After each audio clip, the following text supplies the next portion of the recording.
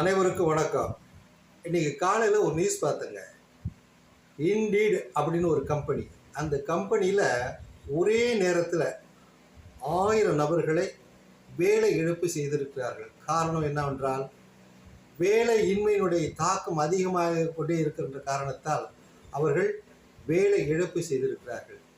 இது ஒரு ஆரோக்கியமான நாட்டிற்கு அடையாளம் இல்லை. இளைஞர்களுக்கு வேலை வாய்ப்பு அதிகமாக இருந்தால்தான் அந்த நாடு ஆரோக்கியமான நாடாக இருக்க முடியும்.